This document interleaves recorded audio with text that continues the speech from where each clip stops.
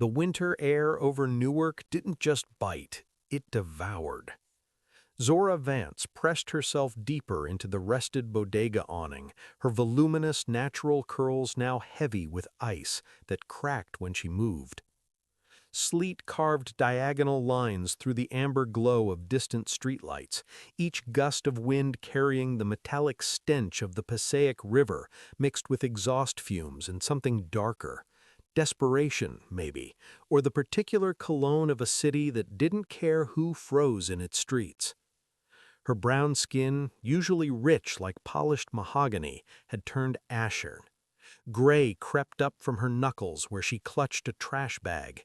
Thin plastic stretched taut by folded clothes, bent sketchbooks with charcoal-smudged pages, and the wreckage of 19 years reduced to something you'd leave on a curb for sanitation to collect. 40 minutes, maybe less, before hypothermia turned her thoughts to cotton and her body stopped shivering altogether. The door had shut 4 hours ago. That soft, final click still echoed in her skull, punctuation on a sentence she'd been reading her whole life without realizing it was about her erasure. You cost money, you don't bring any in.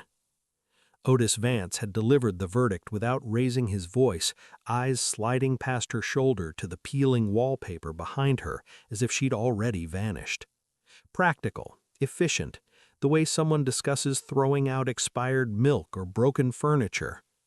Brenda had hovered beside him, arms crossed over that threadbare cardigan she wore like armor even indoors, adjusting the strap of her purse with fingers that wouldn't stay still, a nervous tell Zora had learned to read years ago, back when she still believed her mother might protect her.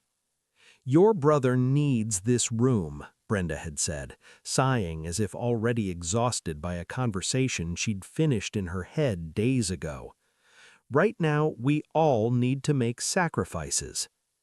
Malik's laughter had drifted from down the hall, loud and careless, punctuated by the rapid clicking of a video game controller.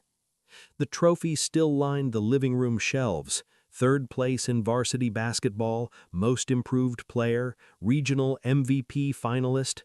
Potential incarnate, frozen in cheap plastic and fading gold paint that flaked at the edges. Evidence of the golden child who could do no wrong, whose future justified everything, whose presence made Zora's existence expendable. Zora had tried. "I can sleep on the couch. I start my shift early anyway. I won't be in the way." Otis cut her off with a look. Calculation, pure and cold, the expression of a man who'd already balanced the equation and found her wanting. "Don't make this harder than it needs to be." Brenda had shoved the trash bag forward like an offering to an unwanted god. That was it. No hug, no apology, no acknowledgement that 19 years ago she'd pushed a screaming infant into this world with blood and pain and proclamations of love, and today she was pushing that same person out into the winter to freeze with nothing but indifference and a trash bag of belongings. The birthday cake, grocery store vanilla with 19 unlit candles, still sat on the kitchen counter when the door closed. Nobody had bothered to sing. Nobody had even acknowledged the date. Zora walked until her legs trembled, until familiar blocks blurred into unfamiliar darkness and neon signs from bodegas and check-cashing places bled into wet asphalt. The bodega awning offered an illusion of shelter, nothing more. Rusted metal groaned overhead, buckling under the weight of accumulated ice, threatening to collapse and bury her beneath frozen debris. Her fingers ached now, bone-deep and vicious, the kind of pain that preceded numbness and then nothing at all. The backpack slumped against her hip held the remainder of her existence. 3 sketchbooks with pages that smelled like graphite and dreams. The college acceptance letter she'd hidden in her sock drawer for 2 months because celebrating would have reminded her parents she still had ambitions. A hoodie that smelled like lavender detergent from the laundromat on Ferry Street, where she'd washed clothes every Sunday for years. She thought about those afternoons by the window, about sketching pigeons on fire escapes while her parents screamed about Malik's scouts and stats and bright future. She'd make herself small, then, quiet, convenient, a shadow that occupied minimal space, required minimal resources, caused minimal disruption to the real family happening around her. It hadn't been enough. It had never been enough. Her breath came in shallow bursts now, each exhalation fogging and vanishing too quickly, life evaporating into frozen air. The street stretched empty in both directions, vacant except for the occasional flicker of passing headlights that never slowed, drivers warm in their cars, oblivious to the girl dying beneath a bodega awning in the middle of Newark's industrial heart. Then the world went silent. Not quiet, silent, as if someone had wrapped the entire city in soundproofing and pressed pause on everything that moved, breathed, or dared to make noise. Even the wind seemed to hold its breath. The hum came first, low, deliberate, predatory. Engines, plural, cutting through the storm like surgical blades through skin. The sound belonged to machines that cost more than houses, vehicles engineered for power rather than practicality. Headlights appeared at the end of the block, silver beams slicing fog into geometric patterns, transforming darkness into something almost beautiful. One car, then another, then more. They moved in formation, a choreographed arrival that belonged in films about presidents and warlords and men who moved through the world untouchable. Black Maybachs glided to a halt with eerie precision, windows tinted darker than the night itself, chrome gleaming despite the sleet coating everything else in gray filth. Zora's heart kicked against her ribs. Fear, yes, but something else too. Curiosity, maybe, or the desperate hope of someone who'd already accepted death and now faced something that might be worse or might be salvation. The doors opened in perfect synchronization, like an orchestra responding to an invisible conductor. Men stepped out, tall, silent, wearing long coats that swallowed their silhouettes and made them look like shadows given form. They fanned out across the street with military efficiency, eyes scanning the periphery, hands resting near concealed holsters, professional, lethal, beautiful in their certainty. Then Kasper Kang emerged.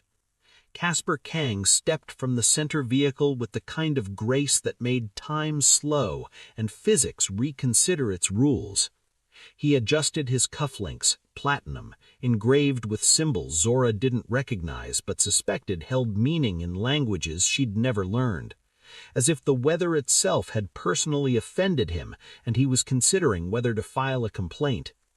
His suit was charcoal gray, tailored so precisely it looked painted onto a body that moved with predatory efficiency. The collar of his black shirt framed the edge of a dragon tattoo that curved along his neck, scales disappearing beneath expensive fabric, like a secret he wore openly for those brave enough to notice. Kasper's shoes touched slush, Italian leather worth more than 3 months of Zora's childhood rent, probably custom-made by artisans who measured feet with calipers and chose leather like selecting diamonds. He walked towards her, each step deliberate, measured, as if he'd been searching for this exact rusted awning, this exact dying girl his entire life. Then Kasper Kang knelt. Right there on filthy sidewalk, ruining a suit worth thousands. His gloved hand brushed her cheek, wiping away a frozen tear with impossible gentleness. "You're going to die if you stay here," he said, accented and precise. 40 minutes. Zora's breath hitched. "You don't look like something meant to be discarded." His gaze swept her face. "You look unfinished." Her voice cracked. "I don't have anything." Kasper studied her for a long moment, then smiled, calculated, deliberate. "Neither did diamonds once." He stood, offering his hand. "You can stay in the cold or come with me and never be powerless again." The choice felt impossible, terrifying, absolute. Zora looked at his hand, at the empty street, at the trash bag containing 19 years of being told she didn't matter. She took his hand. Before we dive into this story, I need your help. We're on a mission to hit 1,000 subscribers, and every single subscription gets us closer to that goal. If you enjoy stories about complicated love, about people who choose each other despite the odds, please hit that subscribe button. And I'd love to know, where are you listening from? Drop a comment and tell me your city or country. Building this community means everything, and knowing where you all are from makes it even special. The Maybach's interior smelled like leather and something darker. Sandalwood mixed with a faint metallic tang of old money and older violence. Warmth flooded Zora's body so quickly it hurt, pins and needles racing up her arms as circulation remembered how to function, nerve endings firing like tiny explosions beneath her skin. She sank into the back seat, the leather soft enough to drown in, temperature-controlled air wrapping around her like an embrace from someone who'd never learned cruelty. Kasper sat across from her, separated by a span of legroom wider than her childhood bedroom. He'd removed his gloves, revealing hands marked by scars along the knuckles, old wounds healed into topography, stories written in scar tissue that spoke of violence endured and delivered. The convoy moved as one through Newark's industrial arteries with eerie precision, turning in perfect synchronization like a single organism with multiple bodies. Outside, the city Zora had known her entire life transformed into something foreign through tinted windows and climate control. Refineries belched smoke into the frozen sky. Graffiti-tagged warehouses gave way to cleaner streets, newer buildings, zones where money had gentrified the grime into something palatable for people who never worried about freezing on their birthdays. She couldn't stop shaking. The warmth helped, but her body had decided to process 19 years of terror all at once, tremors rippling through her shoulders in waves that refused to be controlled or suppressed. Kasper said nothing. He simply watched her with the patience of someone accustomed to waiting for investments to mature, for transformations to complete, for rough stones to reveal the diamonds hidden inside. "Where are we going?" Zora finally managed, voice raw from cold and disuse. "Somewhere you won't freeze." His answer was simple, direct, infuriating in its incompleteness. "That's not an answer." His lips curved slightly, amusement flickering across features that seemed carved specifically to reveal nothing. "You'll see." The Holland Tunnel swallowed them whole, fluorescent lights strobing across the windows in rhythmic pulses that made Zora's head spin. Manhattan's skyline emerged on the far side, glass towers reaching toward clouds that had started dropping snow instead of sleet, the city transforming from hostile to merely indifferent. Refineries belched smoke into the frozen sky. Graffiti-tagged warehouses gave way to cleaner streets, newer buildings, zones where money had gentrified the grime into something palatable for people who never worried about which bills to pay first. They pulled into an underground garage that smelled like concrete and expensive cars, the kind of space where even the air felt climate-controlled. The Maybachs parked in perfect alignment, engines cutting off simultaneously with mechanical precision. Kasper's men exited first, fanning out to check corners, shadows, blind spots. Security theater or genuine paranoia, Zora couldn't tell. Maybe in this world there was no difference. Kasper opened Zora's door himself, a gesture that seemed significant, though she couldn't decipher why. "Can you walk?" She nodded, then immediately stumbled when her legs refused to cooperate, muscles remembering they'd surrendered to cold hours ago. His hand caught her elbow, steadying her with surprising gentleness for someone whose reputation suggested he broke things more than he fixed them. The elevator ride felt endless, 47 floors according to the glowing numbers that climbed with agonizing slowness. Classical music played softly overhead, something orchestral, strings building toward a crescendo that never quite arrived, tension without resolution. Kasper stood with his hands clasped behind his back, posture military straight, eyes forward, giving her space to process or panic or both. Zora caught her reflection in the polished steel doors. Her hair, still damp, had begun to curl wildly around her face in ways that would have mortified her mother, who'd always insisted on straight edges and controlled appearances. Her coat hung open, revealing a sweatshirt with a hole near the hem, jeans stained with street slush and defeat.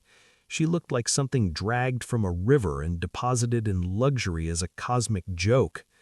The doors opened directly into the penthouse, no hallway or lobby to prepare her for what came next. Zora stepped forward and stopped breathing. Floor-to-ceiling windows wrapped around 3 walls, offering a panoramic view of the Hudson River and Manhattan's glittering skyline beyond. The city spread out like jewelry on black velvet. The space stretched impossibly wide. Marble floors that looked like frozen waterfalls, minimalist furniture in blacks and grays that suggested both power and restraint, abstract art on the walls that probably cost more than her parents' house and mortgage combined. Everything existed in sharp angles and clean lines, a fortress disguised as luxury, protection wrapped in beauty. "This is yours," Kasper said behind her, voice quiet but absolute. "All of it." She turned, disbelief making her movements jerky. "What?" "The penthouse, the safety, the resources, the life you choose to build here." He walked past her, shedding his coat and draping it over a chair with casual precision, every movement deliberate. The dragon tattoo on his neck extended down his shoulder, visible now through his fitted shirt, scales rendered in black ink with such detail they seemed to move when he breathed, claws gripping something just out of sight, permanent and beautiful, and vaguely threatening. "Why would you?" Zora whispered, voice barely carrying across the cavernous space. "Because I see value where others see waste." Kasper poured amber liquor into 2 glasses at the bar, neat, no ice, movements economic. He slid one towards her across polished granite. "Your family looked at you and saw a burden to discard. I look at you and see potential waiting to be realized. You don't even know me." "I know enough." He gestured towards the windows, towards the city glittering beyond glass. "You were willing to die rather than beg. You sat in that cold, accepting your fate, but you didn't plead or bargain or debase yourself for mercy from people who'd already decided you were worthless. That tells me everything I need to know about your character." Zora's hands trembled around the glass, expensive crystal that probably had a designer's name and a $4,000 price tag. The liquor burned going down, unfamiliar fire spreading through her chest and reminding her that she still existed, still felt things beyond cold and fear. "What do you want from me?" Kasper's expression remained unreadable, a mask perfected through years of meetings where vulnerability meant death. Respect, presence, observation. He set his glass down with a soft clink that echoed in the vast space. "I don't keep things that collect dust or people who waste space. You will learn, you will grow, you will become someone people remember when they leave a room. That is the expectation. And if I don't, then you'll leave, but you won't." He said it simply, without malice or threat, just certainty based on calculations she couldn't see. The certainty in his voice made her spine straighten despite exhaustion, made something inside her respond to the challenge implicit in his words. He gestured down a hallway lined with closed doors, each one probably opening to rooms larger than her parents' apartment. "Your room is 3rd to the left. Clothes in the closet, I estimated sizes based on observation. Bathroom has everything you need. Tomorrow we'll discuss the rest." Zora opened her mouth, questions piling up in her throat like cars in traffic, too many to untangle into coherence. Where did he get clothes? How long had he been watching? What did the rest mean? What exactly was I agreeing to by being here? Kasper seemed to read her hesitation, or maybe he was just used to people being terrified in his presence. "You're not a prisoner," he said quietly, each word measured. "But you're also not free. Not yet. Freedom requires power. Power requires time, education, resources, and the willingness to become something more than what you were. I'm offering the resources. The rest is up to you." Zora found her room, the bed enormous, white linens too pristine to touch. The closet held cashmere, silk, fabrics that whispered. She ran a bath hot enough to sting, scrubbed until cold released its grip. A tray waited, real food, soup steaming, warm bread, fruit arranged like art. She ate until her stomach ached, then climbed into bed. Sleep should have come. Instead, she lay awake, listening to silence. No traffic, no shouting, no Malik's games. Just quiet. The kind that felt dangerous. Sunlight sliced through windows, painting geometric patterns across marble. Zora woke disoriented, body remembering cold. Breakfast waited. Kasper sat at the obsidian table, reading a tablet. "Sit." Not unkind, a statement of fact. "You'll start with Hana today, wardrobe and etiquette. Marcus covers security. Dr. Lim assesses your health, standard procedure." Standard for what? For someone entering my world. I never agreed. Kasper looked up. "You took my hand. That was the agreement." 3 weeks blurred into a month. Hana arrived every morning, sharp-featured, efficient. She taught Zora to walk in heels, hold wine glasses, which fork matched which course. "You're not broken," Hana said once, adjusting silk across Zora's shoulders. "You're learning a different language." Marcus taught her to read rooms, identify exits, assess threats, recognize when smiles didn't match eyes. In this world, paranoia keeps you breathing. Dr. Lim came weekly, gentle, methodical. "You're malnourished. We'll fix that." And they did. Zora's body remembered fullness. Her skin cleared. Shadows faded. She slept through nights without jolting awake. But the art room changed everything. She found it by accident, a door opening to paradise. North-facing windows, natural light flooding hardwood, blank canvases stacked against walls, paints in glass jars, charcoals from Italy, pencils from Seoul. Kasper appeared in the doorway. "This is yours." "I don't understand." "Your talent shouldn't apologize for existing." He gestured toward supplies. "Create, fail, destroy, rebuild." Tears burned behind her eyes. Why? "Because someone should have done it for me." Zora picked up charcoal. Her hand moved instinctively, sketching lines that became shapes, that became faces. Her mother's avoidance, her father's calculation, Malik's careless laughter. Hours vanished. When she stepped back, the canvas held rage, raw, unfiltered, beautiful in its violence. "Good," Kasper said from the doorway. "Don't hide that. People fear honesty." Something shifted between them. Kasper stopped reading during meals, started asking questions about childhood, dreams, the acceptance letter. "County college, art program, partial scholarship." "You still can. I'll handle logistics." "That's an investment. Investments benefit both parties." Months passed. Zora's confidence shifted from performance to instinct. Silk felt natural. Heels felt like power. And Kasper, cold, controlled, terrifying, began to thaw. Small gestures, his hand at her back during galas, steady, not possessive. How he listened, absorbing every word. How he ensured she had the best seat, meals tailored to her preferences, space to refuse without consequence. People noticed. Society columns printed her name beside his. Speculation turned to certainty. The ring came quietly, privately, in the art room surrounded by canvases. Kasper knelt again.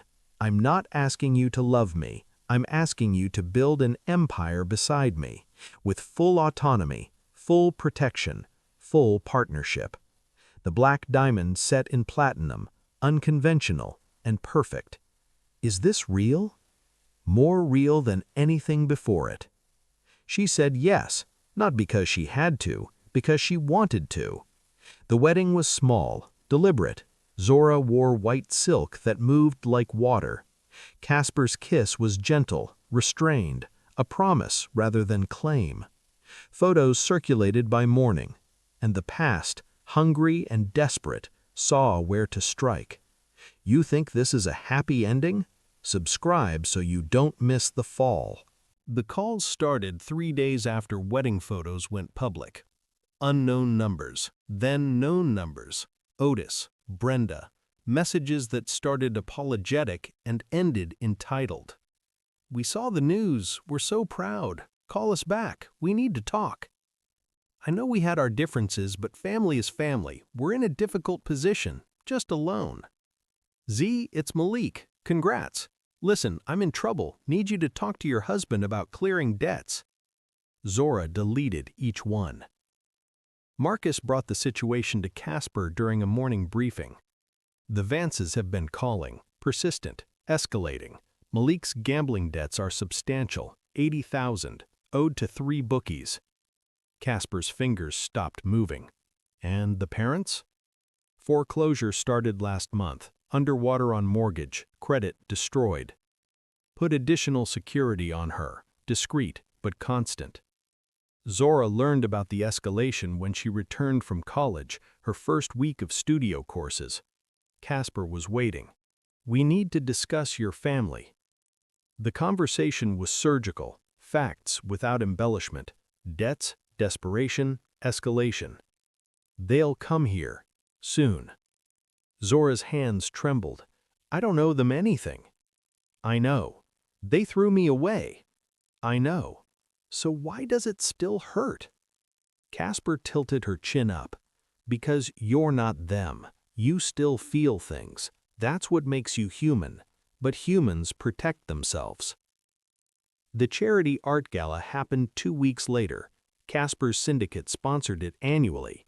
This year, Zora's work was featured. 3 paintings, bold and visceral. She stood beside her largest canvas, discarded, explaining technique when she felt the room shift, security tensing, Kasper's posture changing.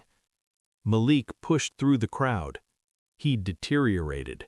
Weight loss sharpened his face. Eyes moved too quickly. Cologne couldn't mask the sour smell of bad choices. Zora, there's my sister. Security moved.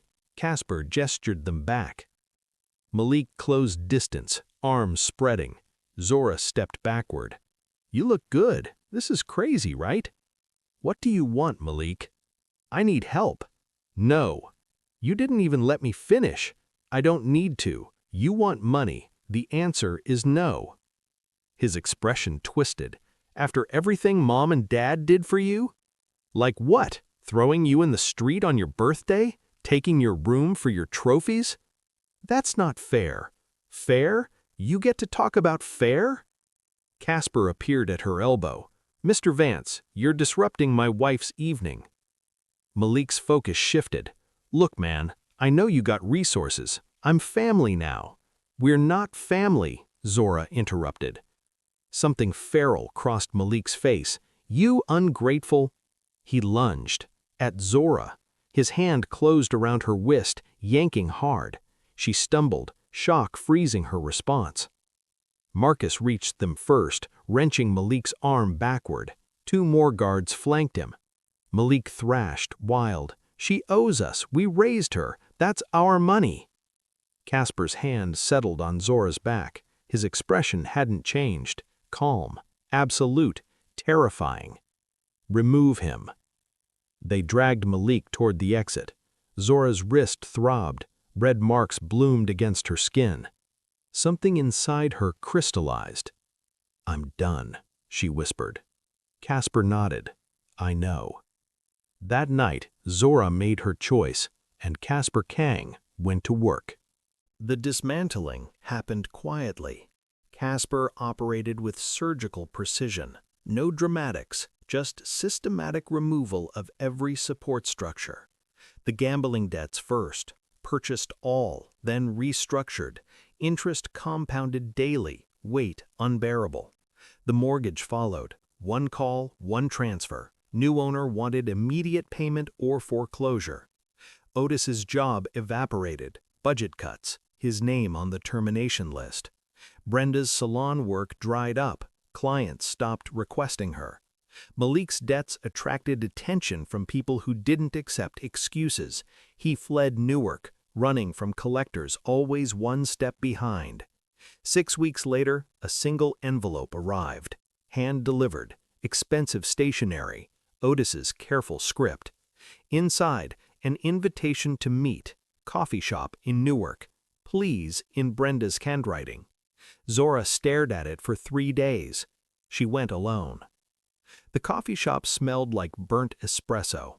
Otis and Brenda sat in the back corner trying to disappear.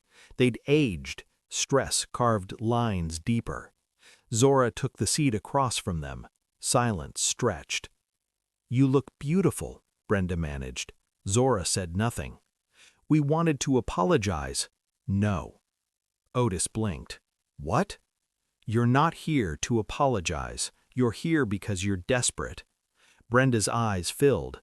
"We made mistakes. You abandoned me. On my birthday. In winter. Knowing I had nowhere to go. We thought you'd figure it out.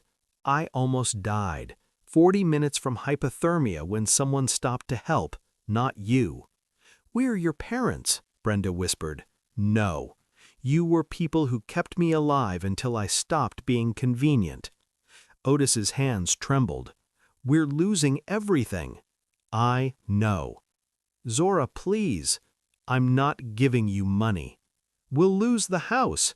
"You'll figure it out. You're resourceful." Brenda sobbed.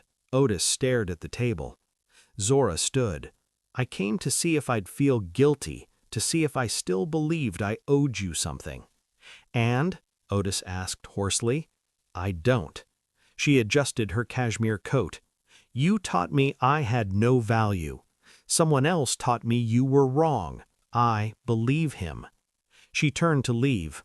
"We're sorry," Brenda called. "We're so sorry." Zora paused. "I know, but sorry doesn't pay debts. You taught me that too." If you've made it this far, you deserve to see her final words to them. Subscribe, because this ending will leave you speechless. 1 year later, rain fell softly over Jersey City. Zora Kang stood on her balcony, city lights shimmering across the Hudson. Her hand rested on her swollen belly, 6 months along, a daughter who would never know what it meant to be discarded. Inside, Kasper worked at his desk. He looked up, expression softening. "Cold out there. I don't mind anymore."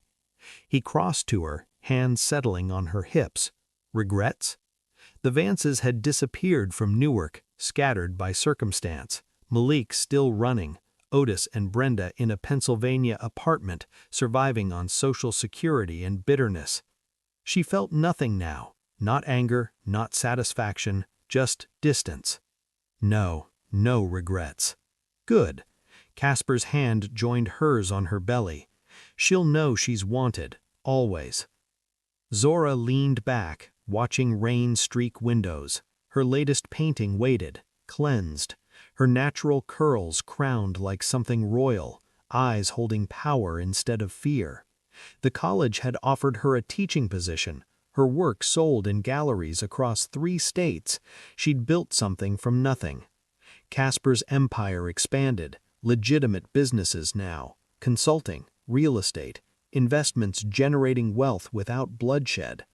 They stood together in the penthouse fortress, watching the city they'd conquered by surviving it.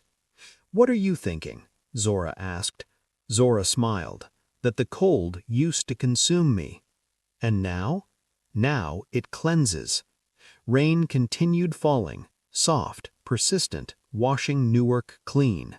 Somewhere out there, her former family struggled against currents they created. Somewhere, the girl who clutched a trash bag in sleet no longer existed. In her place stood Zora Kang, artist, mother, queen in her own right.